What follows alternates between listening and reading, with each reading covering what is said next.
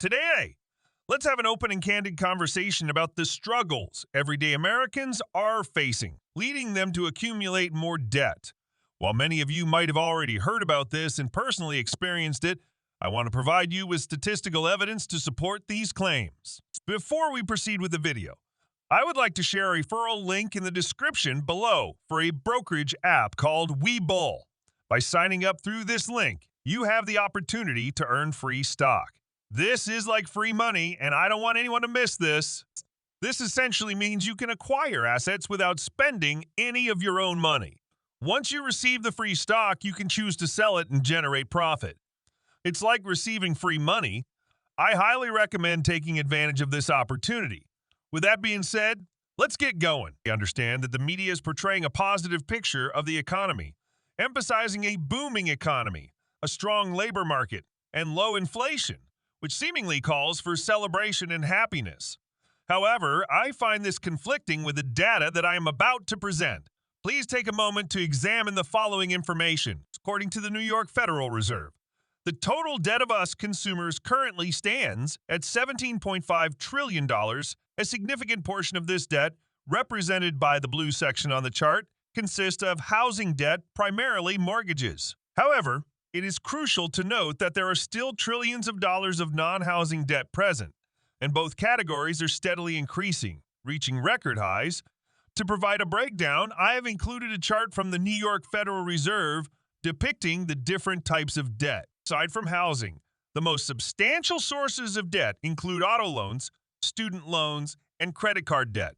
As you can clearly observe, all types of debt are experiencing growth. If one were to argue this growth is solely due to inflation, my response to that would be, wasn't the inflation issue already resolved? Wasn't the economy supposed to be thriving? If that is the case, why haven't we seen a reduction in debt levels? The chart clearly demonstrates that debt levels decreased in 2009, 2010, 2011, 2012, and 2013.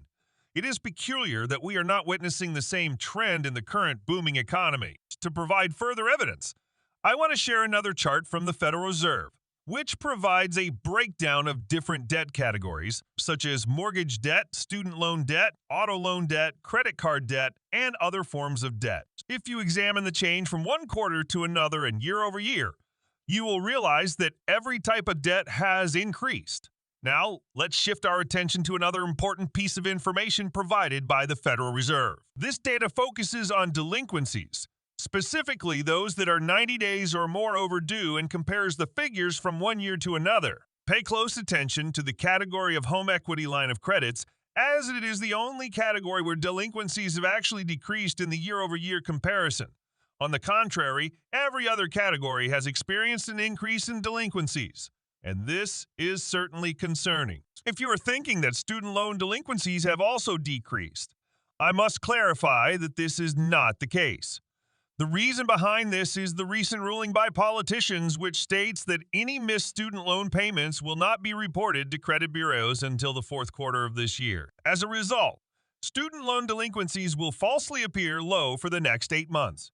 In actuality, the Federal Reserve has reported an increase in student loan delinquencies, which should not come as a surprise considering the overall trend of increasing delinquencies in all debt categories. This is quite perplexing, especially when we consider that the GDP grew at a rate of 3.3% in Q4, and the current unemployment rate is near record lows at 3.7%. Additionally, according to the Federal Reserve, wages are surpassing inflation. Now, I want to be direct and honest with you and hear your genuine opinion. Whether you agree or disagree, I'll speak my mind as it is. This is what I firmly believe. Housing debt has reached record highs simply because housing has become unaffordable. The average household income in America cannot keep up with the cost of an average home, and I perceive this as a significant issue. Moreover, I believe that credit card debt has reached record highs due to the rapid increase in the cost of living caused by inflation, while wages have not kept pace. Regardless of agreement is agreement, please feel free to share your thoughts and opinions in the comment section below. Let's delve deeper into the issue of credit card debt, which has now reached record highs. Here's my analysis. Inflation has caused a significant spike in the cost of living. particularly for essentials like food, shelter, and health care.